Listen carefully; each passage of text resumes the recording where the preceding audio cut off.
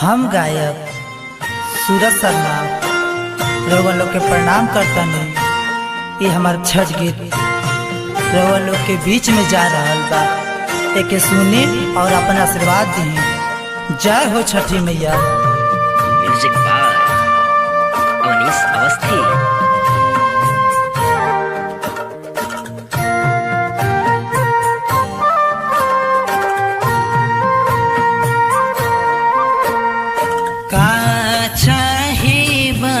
के बहंगिया बहंगी लचकत जाए, बहंगी लचकत जाए।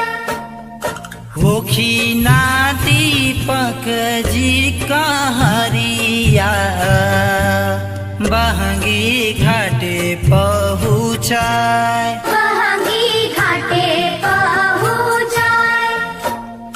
काछे ही बस के बहंगिया बहंगी लचकत जाए, बहंगी लचकत जाए।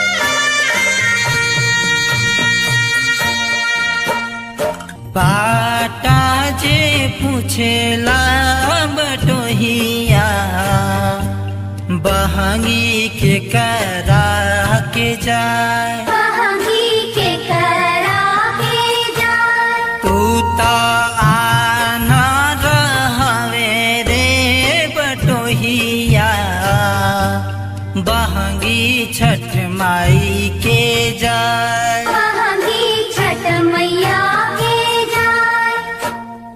ओ हवे जे बड़ी छठी मैया बहंगी उनका के जाए, बहंगी उनका के जाए।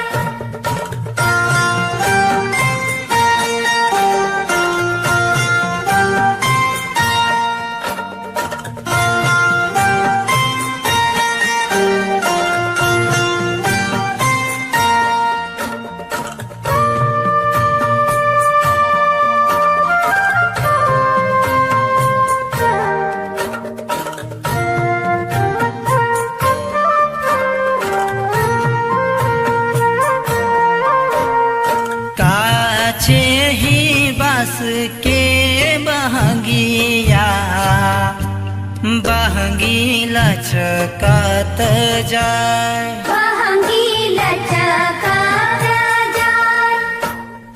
होई ना चंदन जी सहैया बहंगी घाटे पहुँचाए, बहंगी घाटे पहुँचाए। देखी है आदित्य गोसैया बहंगी छठ माई के जाए, बहंगी उनका के जाए।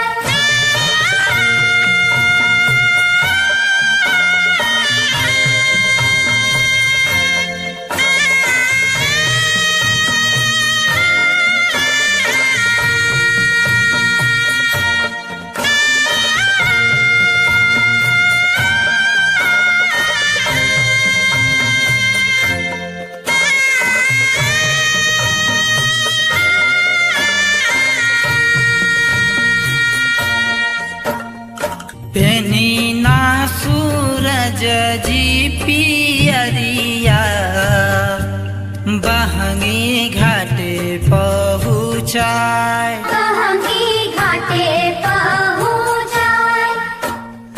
काछे ही बस के बहंगिया बहंगी लचकत जाए, बहंगी लचकत